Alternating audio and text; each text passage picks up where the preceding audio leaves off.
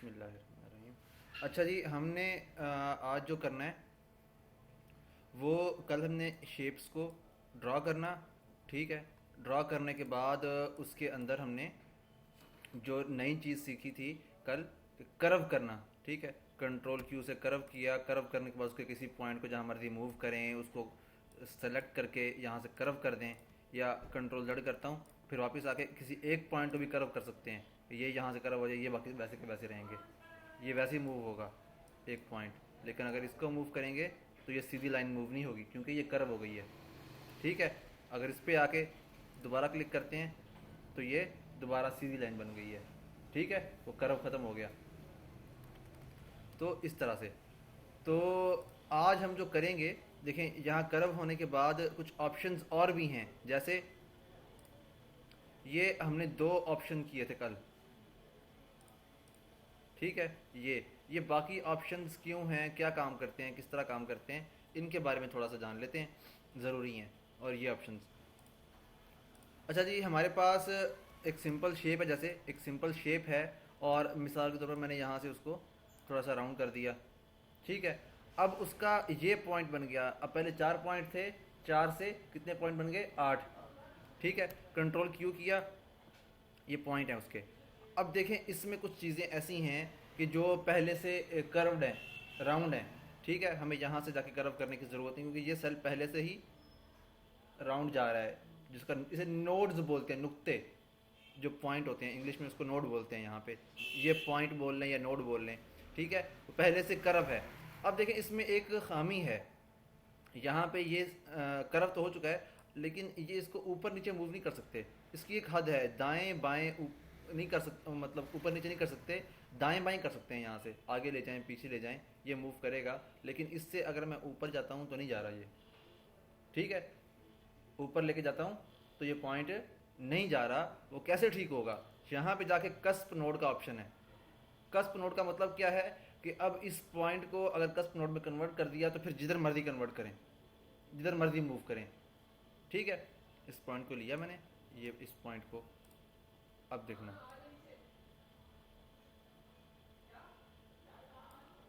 ठीक है।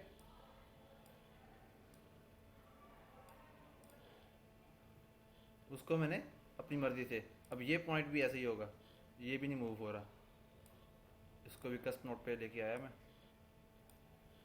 वो देखा था ना हमने स्टार्टिंग में शेप्स के अंदर, स्केयर से हम बनाते थे, ये वाला,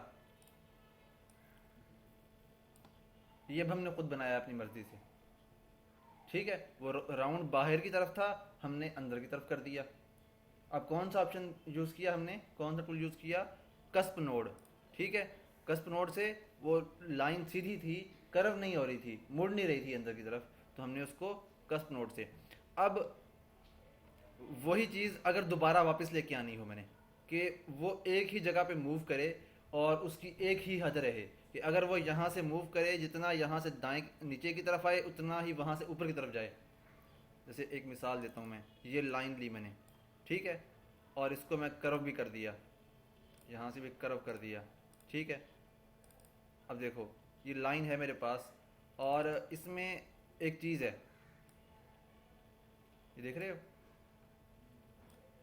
थोड़ा सा लेंथी है ये चीज़, मुश्किल से समझ आएगी, लेकिन समझ आ जाएगी। इसको बार बार अगर समझेंगे तो समझ आ जाएगी कि हमने एक पॉइंट बनाया, उसको ऊपर ले गए, कर्व करने के बाद जब उसको रिमूव कर दिया था, दोबारा से मैंने पॉइंट बनाया है, तो वो करता क्या है, वो कर्व वाली जगह पे जब पॉइंट बनाएंगे, एक साइड को मूव करते हैं, यहाँ से नीचे किया तो यहाँ से ऑटोमेटिकली ऊपर उठ रहा है, उसकी दूसरी साइड भी मूव हो रही है, ठीक है।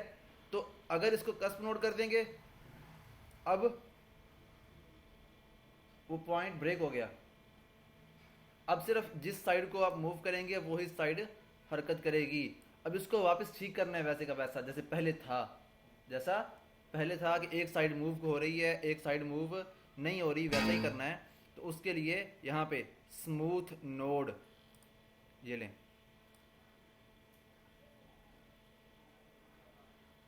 ठीक है। और यहाँ क्या होगा, यहाँ वही चीज़ कि आप जैसे यहाँ पे थे ना, वो लाइन यूँ मूव कर रही थी और नीचे नहीं जा रही थी फिर बाद में, ठीक है। तकरीबन ये दोनों का काम सेम ही है। मैंने ज़्यादा इसको टूल को इस्तेमाल नहीं किया।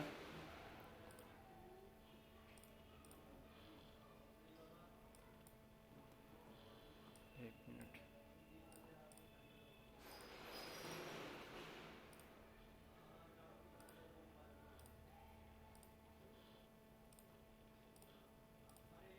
बस यही दो ऑप्शन आ रहे हैं उसके ऊपर।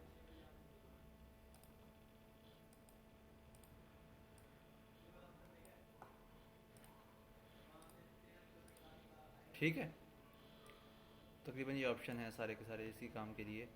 कर्व कर दें आप उसको तो फिर वो आसानी से मूव करता है। ठीक हो गया। दोबारा देख लेते हैं एक दफ़ा। इसको डिलीट करता हूँ, रिवाइज हो जाएगा। शेप बनाई, ठीक है। शेप बनाने के बाद मैंने उसको थोड़ा सा राउंड कर दिया। अब कर्व किया तो हमने ये कल ये दो ऑप्शन पढ़े थे। या तीसरा कस्प नोड, कि जब ये पॉइंट सिर्फ आगे पीछे मूव कर रहा है, ऊपर नीचे नहीं जा रहा, तो कस्प नोड पे करेंगे तो वो चीज़ हमारी फिर फ्री हो जाएगी। ठीक है। दोबारा से उसको स्मूथ नोड पे करेंगे तो वो स्मूथ हो जाएगा। ठीक है।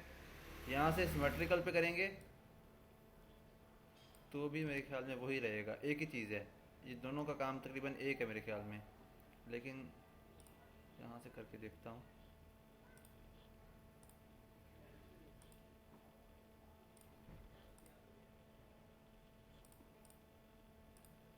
अब देखता हूँ।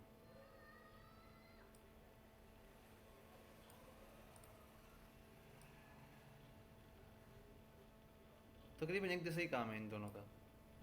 इनको मैंने कम भी यूज़ किया है, लेकिन है देखो एक जैसे ही काम हो रहा है। ठीक है। इन दोनों का तकरीबन काम एक ही है। ठीक है।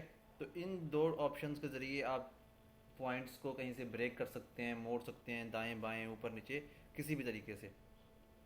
तो ये पॉइंट्स हैं। अच्छा, अब तीसरी चीज़ पॉइंट बनाना। जैसे हमने यहाँ एक पॉइंट बनाया, पहले 4 थे, अब मैंने कर्व किया तो 8 पॉइंट बन गए। फिर मैंने जहाँ क्लिक किया, एक तरीका है पॉइंट बनाना है, यहाँ क्लिक करें पॉइंट बन जाएगा। ठीक है।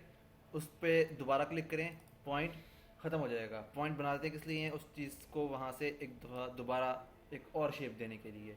यहाँ एक और पॉइंट बनाया, यहाँ एक और पॉइंट बनाया डबल क्लिक से। यहाँ से पॉइंट मैंने थोड़ा सा इधर मूव कर दिया, इसको ख़त्म करना है, डबल क्लिक किया, पॉइंट ख़त्म हो गया। ठीक हो गया। और नॉर्मल तरीके से आप इसके ऊपर एक दफ़ा क्लिक करें। क्लिक करने के बाद यहाँ ऐड का ऑप्शन है, ऐड नोड्स, क्लिक करें, पॉइंट बन गया। अब उसी पे क्लिक करके एक दफ़ा माइनस करें, पॉइंट ख़त्म हो गया, पॉइंट ख़त्म हो गया। ठीक है। तो इस तरीके से हम पॉइंट्स को बना सकते हैं, रिमूव कर सकते हैं, अपनी मर्ज़ी के मुताबिक इस्तेमाल कर सकते हैं। ठीक हो गया। तो ये बेसिक चीज़ें हैं जिनसे हम वो अपनी शेप को मॉडिफाई कर सकते हैं, अपनी ज़रूरत के मुताबिक जिस तरफ मर्ज़ी चाहें वो मोड़ सकते हैं। ठीक।